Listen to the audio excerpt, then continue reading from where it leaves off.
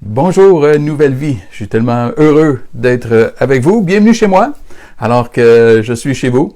Je suis heureux de pouvoir prendre ces quelques minutes, ces quelques instants pour vous apporter une exhortation qui, j'espère, sera un encouragement pour chacun de vous dans cette saison de pandémie que nous vivons tous ensemble et que nous sommes tous affectés d'une manière ou d'une autre par cette pandémie. Je rends grâce au leadership de Pasteur Claude et de toute l'équipe de l'Église Nouvelle Vie pour tous ces enseignements, toutes ces interventions qui se font par Internet et pour continuer de nous encourager mutuellement. Je salue tous ceux de la francophonie qui peut-être vont nous regarder également.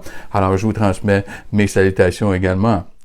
Je ne sais pas si vous avez remarqué, mais il y a toute une mode présentement, il y a tout un mouvement d'un arc-en-ciel, un symbole d'un arc-en-ciel avec la phrase « ça va bien aller ». C'est un mouvement qui a pris naissance en Italie, en plein dans la pandémie, dans la crise qu'ils vivaient là-bas. C'est de là qu'est venu ce symbole, cette campagne d'encouragement et d'espoir. Et je trouve ça très intéressant qu'ils ont choisi l'arc-en-ciel. Qui nous savons, nous qui sommes croyants, qui connaissons un peu la parole de Dieu, nous savons que l'arc-en-ciel, Dieu l'a donné à Noé suite au déluge pour dire qu'il n'y en aurait plus jamais de déluge, il n'y aurait plus jamais de grandes catastrophes planétaires au niveau de la nature. Et c'est donc un symbole d'espoir. Et je trouve intéressant qu'on ait repris ce symbole d'espoir parce que dans ce temps présent, on peut perdre espoir. On peut perdre notre assurance de notre avenir. Et je me suis souvenu du message de l'apôtre Paul qui a dit « Tout concourt au bien de celui qui aime Dieu ». Ça va bien aller. Mais par contre, il y a un petit élément qui peut être parfois un petit peu d'être dans le déni de la réalité. Parce que quand l'apôtre Paul dit que tout concourt au bien de celui qui aime Dieu, il ne dit pas que tout est bien. Mais il dit tout concourt au bien. Vous voyez, il y a une œuvre qui s'accomplit. Il y a quelque chose de bon qui va émerger, même si à court terme, c'est peut-être pas le cas. C'est peut-être difficile. Et c'est la réalité pour plusieurs présentement. Ça va bien aller. Oui, il y a un signe d'espoir. On sait qu'il va y avoir un après le COVID-19. On sait qu'il va y en avoir un après. On en a vu d'autres dans l'histoire de l'humanité et on va traverser celle-là également. Il va y avoir un après. Et l'être humain est capable de beaucoup de résilience quand il comprend que sa crise, sa souffrance, elle n'est pas permanente, mais elle est temporaire. Donc, on sait que la crise va passer. Oui, il y a quelque chose. Mais pendant qu'on est dans la crise, et jusqu'où est-ce que la crise va affecter certaines personnes? Parce que c'est pas vrai que tout va bien présentement. Certaines personnes ont perdu leurs emplois. On a vu, il y a plus de 2 millions de personnes qui ont complété des formulaires pour avoir une aide du gouvernement. Des entreprises qui font des demandes, des églises, des œuvres humanitaires, des œuvres communautaires qui font des demandes parce que financièrement, ils sont dans une crise. Des gens qui sont pris au niveau de leur santé parce qu'ils sont malades. Les pressions familiales, tous les défis déjà qui sont nombreux dans notre vie d'aujourd'hui et qui sont amplifiés maintenant pendant la crise. Et il est donc possible que ça va être tout à fait légitime que plusieurs émotions vont émerger. Il y a plusieurs émotions que nous allons vivre. Je le vois, moi je continue ma pratique de web thérapie, de faire du counseling en ligne, de continuer de rencontrer mes gens, et je le vois, je l'entends parmi ma clientèle. L'anxiété, la crainte, mais qu'est-ce qui va arriver? Et vous savez, les émotions, c'est bien, c'est Dieu qui nous a donné la capacité d'avoir des émotions. Il faut pas les refouler. Vous savez, Dieu aurait pu créer l'univers, toute notre création en noir et blanc, on l'aurait jamais su, mais il l'a créé en couleur. C'est beaucoup plus beau. L'arc-en-ciel, c'est toutes les couleurs multiples. Et pour moi, les émotions, ce sont les couleurs de l'âme. C'est ce qui fait que l'être humain est beau. On n'est pas des machines, on n'est pas on est des êtres vivants, différents, et que nous pouvons expérimenter et ressentir ce que nous vivons. Alors, les émotions, elles sont bonnes et elles sont légitimes présentement. Des émotions de peur et de crainte, de perte d'emploi, de pression familiale, comme j'ai dit tantôt, la solitude, certaines personnes qui ressentent une solitude alors qu'ils sont confinés présentement, qui ne peuvent oser sortir, et des personnes du bel âge, des personnes du troisième âge, les personnes qui sont âgées, qui sont pris présentement dans leur lieu de résidence, confiné. Quelle tristesse, quelle tragédie de penser qu'il y a certaines personnes qui ont quitté ce monde, hein, qui sont décédées complètement seules. Quelle tristesse pour eux, mais quelle tristesse pour toute la famille de ne pas pouvoir avoir été aux côtés d'un être cher qui est décédé. Alors les sentiments sont là, la peur, l'angoisse, la colère, la frustration. Hein? Il y a tous ces éléments d'émotion qui sont très, très, très légitimes, que j'ai besoin de les accueillir, mais après de voir comment je vais les vivre, ces émotions-là, comment je vais les expérimenter, comment je vais les exprimer, comment je vais m'en dégager. C'est normal d'avoir ces émotions-là présentement. Quand je pense à la frustration, vous savez, la frustration, c'est lorsque j'ai une attente, c'est l'émotion, c'est la réponse émotionnelle quand j'ai une attente et que mon attente n'est pas rencontrée. Le travail à faire présentement, c'est d'aller, lorsqu'on peut vivre beaucoup de frustration présentement, c'est d'aller vérifier, mais quelles sont mes attentes? Est-ce que mes attentes sont réalistes? Dans la situation où je suis présentement, est-ce que mes attentes sont réalistes? Est-ce que mes attentes sont réalistes de penser que je vais pouvoir aller chercher mon épicerie comme ça a toujours été le cas? Malheureusement, non. Il va y avoir de la frustration. Il faut changer nos attentes. Hein? Alors, toutes les mesures de sécurité qui sont en place, je dois changer mes attentes et m'y ajuster. La colère, c'est un sentiment d'injustice. Il y a quelque chose qui est injuste. Hein? C'est pas juste. C'est pas juste ce que je vis. C'est pas juste de perdre mon emploi. J'ai vu un homme d'affaires qui, en colère et en larmes, dans les émotions tellement déchirées, qui voyait son entreprise, tout ce qu'il avait construit toute sa vie, probablement s'écrouler. On espère qu'avec l'aide des gouvernements, il va pouvoir survivre à cette crise. Mais on voyait la colère, l'injustice. Mais l'injustice, c'est ce qu'elle va produire. Elle va produire de la colère. Mais une des choses qui va m'aider, c'est de me rendre compte que, oui, mais je suis pas seul dans cette situation-là. Hein. C'est pas quelque chose d'individuel. C'est pas moi, là. On y est tous. Et ça peut aider à gérer ma colère.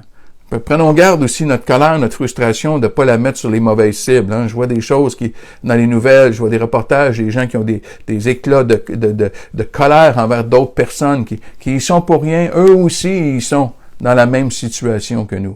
Alors, ayons un peu plus de compassion. Hein? Changeons nos attentes, ajustons aussi notre sentiment d'injustice. Mais il peut y avoir des sentiments de solitude, d'être pris. Et vous savez, être confiné n'est pas la même chose que d'être isolé. En d'autres mots, oui, je suis confiné, mais je ne suis pas nécessairement isolé des autres. Avec les médias sociaux, avec la technologie, avec l'Internet, avec le bon vieux téléphone, hein, on peut communiquer les uns avec les autres. Sortez de votre isolation, de votre isolement. Sortez. Ne restez pas isolé parce que vous êtes confiné. Si vous connaissez des gens que vous savez qui vivent seuls, hein, prenez le temps. Allez de l'avant, appelez. Hein, est-ce que ça va? Comment tu vas toi aujourd'hui? Hein, et de pouvoir, on peut communiquer, on peut se parler. Nous, avec quelques amis, on se fait notre Zoom maintenant. On a développé une nouvelle tradition. On fait un petit Zoom ensemble. Et puis, on peut rigoler un peu, avoir un bon temps pour garder nos relations amicales, nos relations qu'on a besoin, mais briser l'isolement. Alors, on peut briser l'isolement. De pas la fuir. De pas fuir ce sentiment-là. Et laissez-moi faire une petite parenthèse ici, parce que des fois, on pense que confiné, hein, c'est comme on est bloqué. Mais si vous vivez dans une situation qui est dangereuse, s'il y a de la violence envers les enfants, ou il y a de la violence conjugale, vous savez, confiné ne veut pas dire que vous ne pouvez pas fuir. Vous ne pouvez pas fuir, que vous avez le droit de fuir une situation qui est dangereuse et qui s'amplifie à cause de la crise. Peut-être qu'il y a des sentiments de peur, d'angoisse, d'anxiété, qui est tout à fait légitime dans tout l'inconnu qui est devant nous. L'être humain n'aime pas l'inconnu. Il aime savoir. Et c'est là que j'ai besoin de dire, qu'est-ce que je nourris présentement dans mon âme? Qu'est-ce que je nourris? Vous savez, il y a de plus en plus de recherches qui nous montrent que le niveau de dépression et d'anxiété est directement proportionnel au le nombre de temps, les heures que nous passons sur les médias sociaux. Donc, en fait, plus on passe du temps sur les médias sociaux, plus les sentiments d'anxiété et de dépression vont augmenter. Donc, soyons vigilants. Soyons vigilants sur ce que nous écoutons. Qu'est-ce que nous écoutons aux nouvelles, n'est-ce pas? De constamment à répéter les mêmes nouvelles. Alors, La peur, l'angoisse, c'est souvent un sentiment d'impuissance. J'ai plus le contrôle. Et là, j'ai besoin de voir, mais qu'est-ce que je peux contrôler? Est-ce qu'il y a des choses que je peux encore contrôler? Moi, je vous suggère de vous faire une horaire dans la journée. Faisons attention. Je sais, au Québec, on est-tu bien dans notre compte à moitié? Oui, je le sais. Hein? Mais quand même, de garder un rythme de vie, de se faire un horaire, de coucher, de lever, de prendre le temps de s'habiller, hein, de prendre sa douche, de se peigner, de se coiffer. Parce que les recherches nous le montrent, pour les personnes âgées, hein, qui restent constamment en pyjama toute la journée, et leur niveau de santé est plus bas, leur niveau de dépression est plus élevé et ils meurent plus rapidement que ceux qui vont prendre le temps de se laver, de s'habiller, de bien se présenter, même si je reste à la maison. De garder un horaire en place, un rythme de vie, de garder des activités agréables dans la journée. Hein? C'est pas parce qu'on est confiné qu'on peut pas avoir des temps académiques, des temps de lecture, d'apprentissage, des temps aussi de plaisir en famille, hein? de faire des repas en famille, de travailler ensemble en famille, de faire des jeux, de regarder autre chose que juste les médias sociaux, juste les médias pour tout ce qu'on nous dit. Hein? Surveillez le nombre de temps que vous passez à écouter les nouvelles et surtout choisissez-vous des médias qui sont reconnus pour être solides. Mais de se souvenir de ces choses-là. Et peut-être, ce qui est le plus dur pour nous en tant qu'être humain, c'est de réaliser qu'il y a des choses que je ne peux pas contrôler. Et ça, c'est difficile. Et tu vois, c'est un peu ce que la crise fait présentement, c'est qu'elle vient de briser certaines illusions sur lesquelles nous nous appuyons pour trouver notre paix. Surtout qu'on pense qu'on peut tout contrôler. Et là, la peur, la crainte va nous envahir. Je peux me réfugier en Dieu et trouver une vraie source de sécurité. Ésaïe a dit, ne crains rien, car je suis avec toi, de la part de Dieu. Je te fortifie, je viens à ton secours, je te soutiens de ma droite triomphante.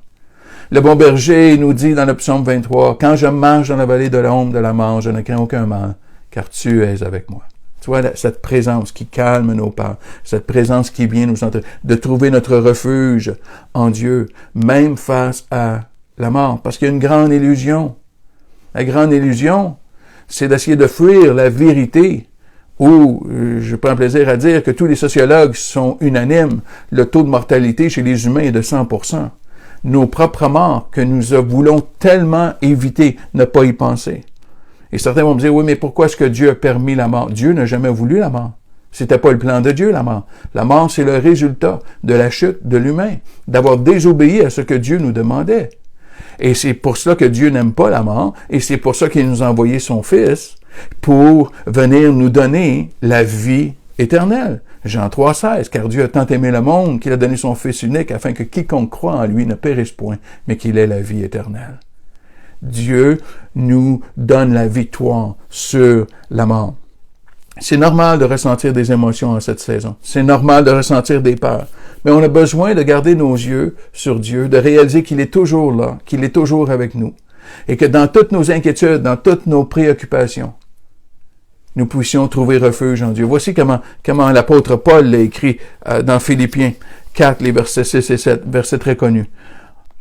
Ne vous inquiétez de rien, mais en toute chose, faites connaître vos besoins à Dieu par des prières, des supplications, dans une attitude de reconnaissance. Soyez reconnaissants pour ce qu'on a. Et la paix de Dieu, qui dépasse tout ce que l'on peut comprendre, gardera votre cœur et vos pensées en Jésus-Christ. Nous pouvons nous confier en lui. Soyons indulgents les uns envers les autres. Soyons indulgents envers nous-mêmes. Et en gardant nos yeux sur Dieu, de trouver cette paix, cet espoir. Vous savez, Dieu a dit que la première endroit où il s'est révélé, c'est dans sa création. Et quand je regarde à l'extérieur présentement, je vois tout l'aspect de la nature qui se réveille après un long hiver. La résurrection du printemps. Alors que nous venons de terminer, on vient de célébrer la Pâque. La résurrection que Jésus a vaincu la mort et il l'a fait pour nous. Et en lui, j'ai la vie éternelle et là, j'y trouve mon appui, mon secours. Est-ce que ça va bien aller?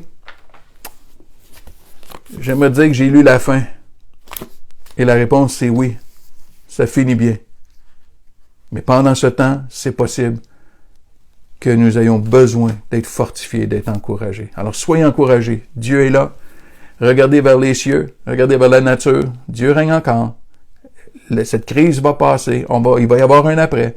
Et espérons qu'on aura appris plusieurs leçons pour nos propres vies, dans chacune de nos vies et dans chacun de nos foyers.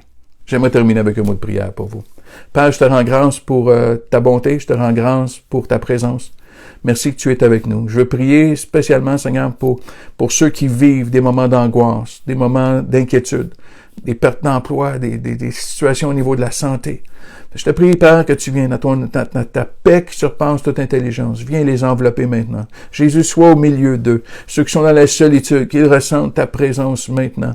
Qu'ils aient cette paix qui vient de toi, cette paix qui nous dit, ça va bien aller. Il y a quelque chose qui va émerger. C'est pas la fin. Seigneur, je te prie que tu nous rassures tous durant cette crise. Je te prie spécialement pour ta protection. Je te prie pour ta protection sur tous ceux et celles qui travaillent dans les soins de santé. On te rend grâce pour eux. Mets ta main, bénis-les. Tous ceux qui sont dans les soins de santé, viens mettre ta main de bénédiction et que sois glorifié dans chacune de nos vies. On te prie pour ta paix. Tu es le prince de la paix et on se confie en toi aujourd'hui, en ton précieux nom Jésus. Tout le monde en dit Amen et Amen. Que le Seigneur vous bénisse abondamment.